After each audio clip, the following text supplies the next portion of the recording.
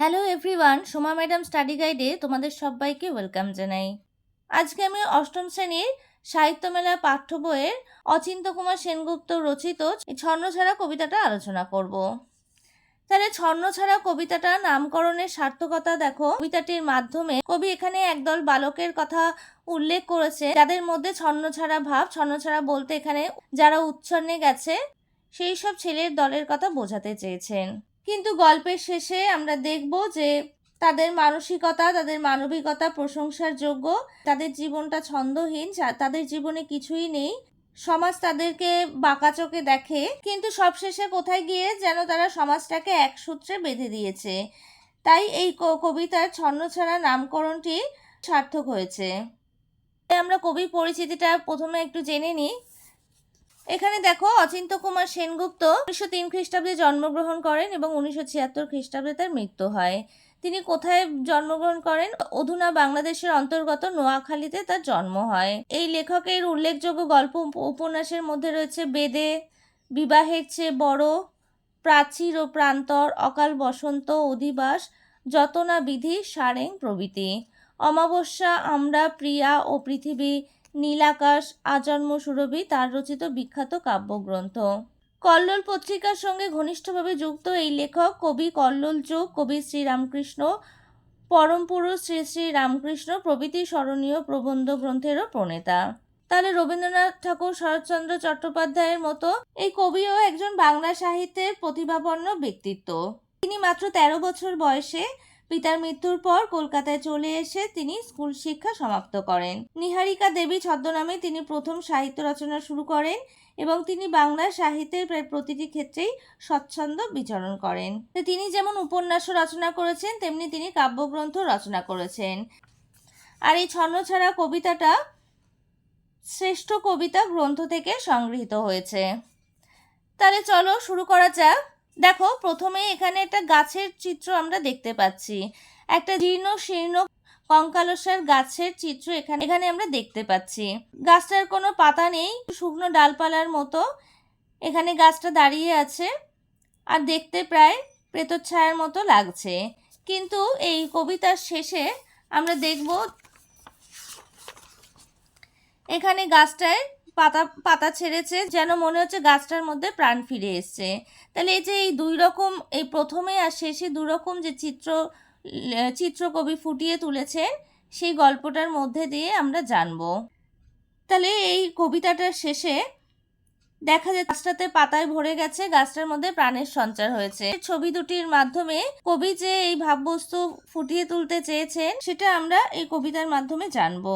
এই গাছটাকে কবি প্রতীক চিহ্ন হিসাবে ব্যবহার করেছেন। তাহলে গাছের প্রথমে যে অবস্থা, গিয়ে কিন্তু তার অবস্থার পরিবর্তন হয়েছে। তাহলে এই পরিবর্তনটা কেন হয়েছে, তিনি কি বোঝাতে চেয়েছেন, তা আমরা এই কবিতাটির মাধ্যমে জানবো। লাইন ওয়াইজ আমি পড়িয়ে দিচ্ছি এবং কবিতাটা ভালোভাবে বুঝিয়ে দেব। গলির মোড়ে একটা গাছ দাঁড়িয়ে, গাছ না গাছের প্রেতচ্ছায়া, আঁকা বাঁকা শুকনো কতগুলি কাঠির কঙ্কাল, শূন্যের দিকে এলোমেলো তুলে দেওয়া, রুক্ষ রুষ্ট রিক্ত জীর্ণ, লতা নেই, পাতা নেই, ছায়া নেই, ছাল বাকল নেই, নেই কোথাও এক আঁচড় সবুজের প্রতিশ্রুতি, এক বিন্দু সরসের সম্ভাবনা। কবি এখানে যে গাছের বর্ণনা দিয়েছেন, তা গাছটাকে কিসের মতো দেখতে লাগছে? একটা প্রেতচ্ছায়ার মতো লাগছে। তাহলে গাছটার মধ্যে যদি ছাল না থাকে, বাকল না থাকে, রুক্ষ রুষ্ট জীর্ণ দেখতে লাগে, তার লতা নেই, পাতা নেই, কোথাও কোনো সবুজের কোনো আভা নেই, তাহলে গাছটা দাঁড়িয়ে আছে, দেখতে মনে হচ্ছে একটা প্রেতচ্ছায়ার মতো লাগছে এবং তার কঙ্কালসার অবস্থা। ওই পথ দিয়ে জরুরি দরকারে যাচ্ছিলাম ট্যাক্সি করে। ড্রাইভার বললে, ওদিকে যাব না, দেখছেন না ছন্নছাড়া কটা বেকার ছোকরা রাস্তার মাঝখানে দাঁড়িয়ে আড্ডা দিচ্ছে, চোঙা প্যান্ট, চোঙা জুতো, রোখা মেজাজ, ঠোঙা কপাল, ওখান দিয়ে গেলেই গাড়ি থামিয়ে লিফট চাইবে, বলবে হাওয়া খাওয়ান।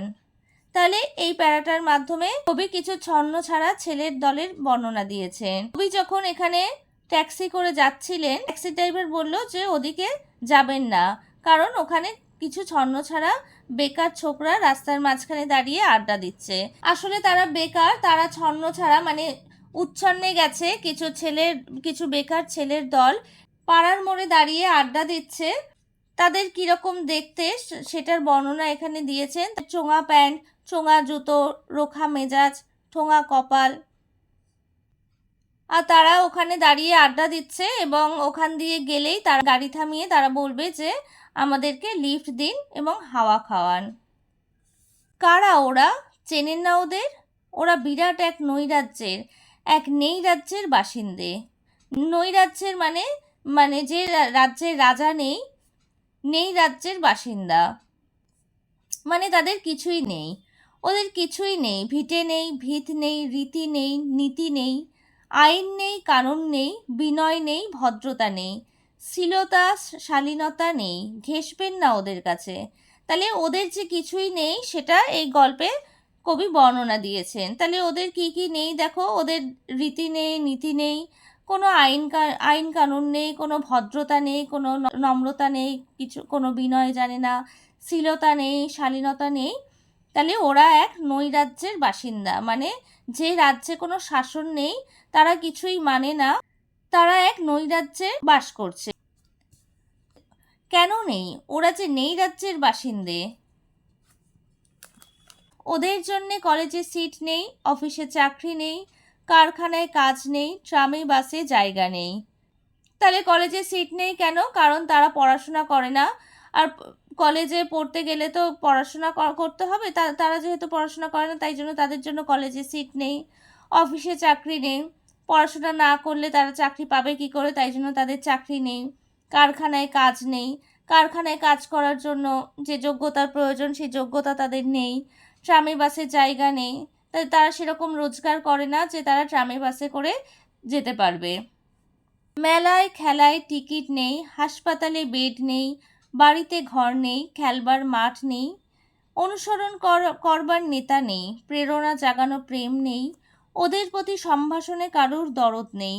ঘরে বাইরে উদাহরণ যা আছে তা ক্ষুধাহরণের উদাহরণ নয়, তা ক্ষুধাভরণের উদাহরণ।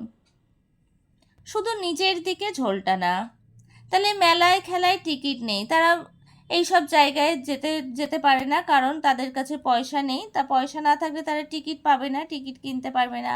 হাসপাতালে ভর্তি হতে পারবে না, কারণ তাদের কাছে হাসপাতালে যাওয়ার মতো সেই সামর্থ্য নেই বা সেই রোজগার তারা করে না। তাদের ঘর বাড়ি নেই, খেলার মাঠ নেই, তাদেরকে প্রেরণা জাগানোর মতো কোনো প্রেম নেই, কেউ গাইড করবার মতো নেই। তারা শুধু নিজের কথা ভাবে, নিজে যা মনে হয় তাই করে যায়। সেই বর্ণনাই এখানে কবি করেছেন। ছিল মধ্যবিত্ত বাড়ির এক চিলতে ফালতু এক রক, তাও দিয়েছে লোপাট করে।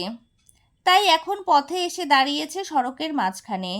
কোত্থেকে আসছে সেই অতীতের স্মৃতি নেই, কোথায় দাঁড়িয়ে আছে সেই বর্তমানের গতি নেই, কোথায় চলেছে নেই সেই ভবিষ্যতের ঠিকানা।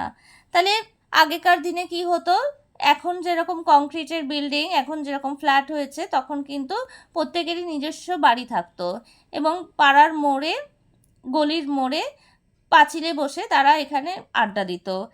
এই মধ্যবিত্ত পরিবারের গলির মোড়ে রকে বসে বা পাঁচিলের উপর বসে তারা আড্ডা দিত, সেটাও কিন্তু তাদের কাছে আজ আর নেই। তাই তারা এখন পথে দাঁড়িয়ে আছে, সড়কের মাঝখানে দাঁড়িয়ে আছে এবং তারা কোথা থেকে আসছে সেই অতীতের কোনো স্মৃতি তাদের কাছে নেই এবং কোথায় দাঁড়িয়ে আছে, বর্তমানে কি করতে চাইছে তার কোনো গতি নেই এবং কোথায় চলছে, কি করবে, তার কোনো ভবিষ্যতেরও ঠিকানা নেই। সেচহীন ক্ষেত, মণিহীন চোখ, চোখহীন মুখ, একটা স্ফুলিঙ্গহীন ভিজে বারুদের স্তূপ। তাহলে সেচহীন ক্ষেত মানে ক্ষেত আছে কিন্তু সেখানে করার মতো কেউ নেই। চোখ আছে কিন্তু মণিহীন, তাহলে মণিহীন চোখ থাকলে কি হবে, তাকে দেখতে কেমন লাগবে, তার দৃষ্টিহীনতা চলে যাবে। সেই কথাই কবি বলতে চেয়েছেন।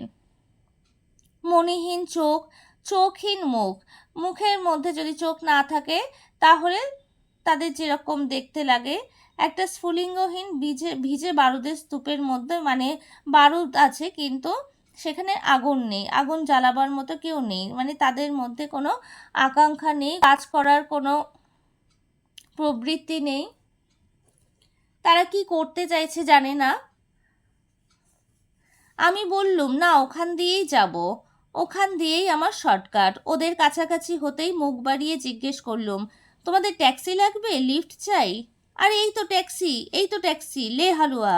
এখানে ট্যাক্সিওয়ালা ওদের বর্ণনা দিচ্ছেন যে তাদের কিছুই নেই, তাদের ঘর বাড়ি নেই, তাদের চালচুলো নেই, তাদের থাকার কোনো ঠিকানা নেই, তারা কি করছে জানে না, কি করবে সেটাও জানে না, তাদের কোনো ভবিষ্যৎ নেই।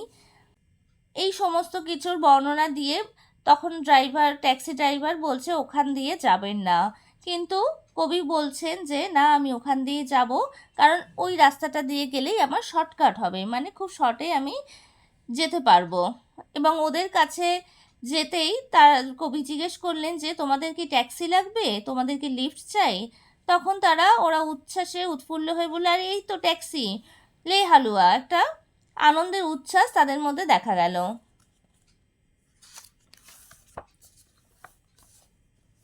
পরের পেজে দেখো, সোল্লাসে চেঁচিয়ে উঠল ওরা, সিটি দিয়ে উঠল, পেয়ে গেছি পেয়ে গেছি, চল পানসি বেলঘরিয়া। তিনটে ছোকরা উঠে পড়ল ট্যাক্সিতে। বললুম, কদ্দূর যাবে? এই কাছেই। ওই দেখতে পাচ্ছেন না ভিড়?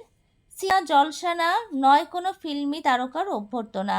একটা নিরীহ লোক গাড়ি চাপা পড়েছে, চাপা দিয়ে গাড়িটা উধাও।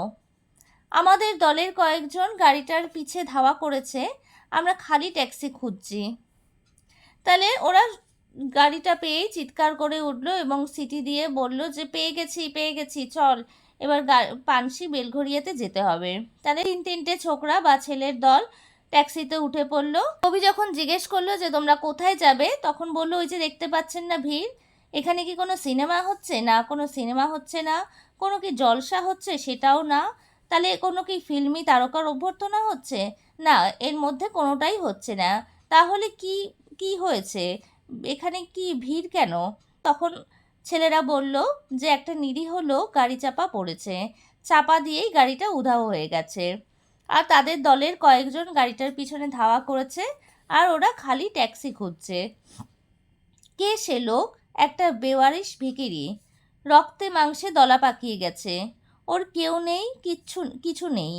শোবার জন্য ফুটপাত আছে, তো মাথার উপরে ছাদ নেই। ভিক্ষার জন্য পাত্র একটা আছে, তো তার মধ্যে প্রকাণ্ড একটা ফুটো। রক্তে মাখামাখি সেই দলা পাকানো ভিখিরিকে ওরা পাঁজাকোলা করে ট্যাক্সিতে তুলে নিল। তাহলে এই যে এত ভিড় রয়েছে, এই ভিড়টা কিসের জন্য হয়েছে? একটা বেওয়ারিশ ভিখিরি গাড়ি চাপা পড়েছে, তা একটা গাড়ি তাদেরকে চাপা দিয়ে চলে গেছে, এবং তারা ওই বেওয়ারিশ ভিখারিটাকে উদ্ধার করার জন্য যাচ্ছে, কারণ তার কেউ নেই, কিছুই নেই, তার ঘর বাড়ি নেই, চালচুলো নেই, তার বাসস্থান হচ্ছে ফুটপাত, সে ফুটপাতে আছে, এবং তার মাথার উপরে কোনো ছাদ নেই। একটা ভিক্ষা করার জন্য একটা পাত্র আছে, কিন্তু সেটাও ফুটো। তাহলে এই রক্তে মাখামাখি দলা পাকানো এই ভিখিরিটিকে তারা পাজাকোলা করে নিয়ে ট্যাক্সিতে উঠে পড়ল। পরের পেজে দেখো, চেঁচিয়ে উঠল সমস্বরে, আনন্দে ঝংকৃত হয়ে, প্রাণ আছে, এখনো প্রাণ আছে। তাহলে ভিখারিটার মধ্যে যে প্রাণ আছে সেটা দেখতে পেয়ে তারা আনন্দে উচ্ছ্বাসিত হয়ে উঠল যে তার মধ্যে প্রাণ আছে। রক্তের দাগ থেকে আমার ভব্যতা ও শালীনতাকে বাঁচাতে গিয়ে আমি নেমে পড়লুম তাড়াতাড়ি। তারপর সহসা শহরের সমস্ত কর্কশে, কঠিনে, সিমেন্টে, কংক্রিটে, ইটে, কাঠে, পিচে, পাথরে, দেওয়ালে দেওয়ালে বেজে উঠল এক দুর্বার উচ্চারণ, এক প্রত্যয়ের তপ্ত শঙ্খধ্বনি। প্রাণ আছে, এখনো প্রাণ আছে। প্রাণ থাকলেই স্থান আছে, মান আছে, সমস্ত বাধা নিষেধের বাইরেও আছে অস্তিত্বের অধিকার। তাহলে এই প্যারাটা তোমরা ভালোভাবে ফলো করো। এখানে একটা অন্তর্নিহিত অর্থ ব্যাখ্যা করতে চেয়েছেন কবি। দেখো, এখানে কবি ভদ্রতা আর শালীনতার খাতিরে তিনি গাড়ি থেকে তাড়াতাড়ি নেমে পড়লেন, এবং এই যে ইট, কাঠ, পিচ, পাথরে, দেয়ালে দেয়ালে একটা দুর্বার উচ্চারণ, একটা প্রত্যয়ের শঙ্খধ্বনি বেজে উঠল যে তার মধ্যে প্রাণ আছে। তাহলে প্রাণটাই এখানে আসল, আর কি বাকি জিনিসগুলো কোনো কিছুই ম্যাটার করে না, কারণ এখানে প্রাণ আছে বলেই সেখানে স্থান আছে, মান আছে, এবং তার একটা অস্তিত্ব আছে। প্রাণ থাকলেই তার অস্তিত্ব থাকবে।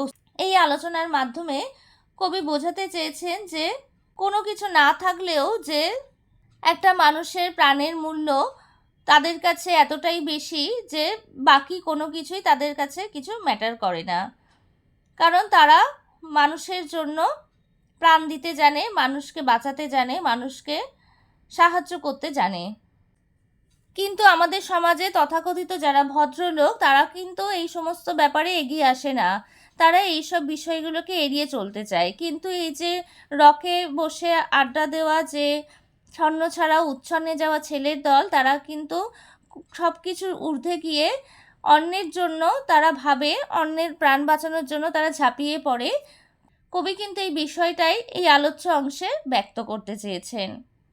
ফিরে আসতেই দেখি গলির মোড়ে গাছের সেই শুকনো বৈরাগ্য বিদীর্ণ করে বেরিয়ে পড়েছে হাজার হাজার সোনালি কচি পাতা, মর্মরিত হচ্ছে বাতাসে।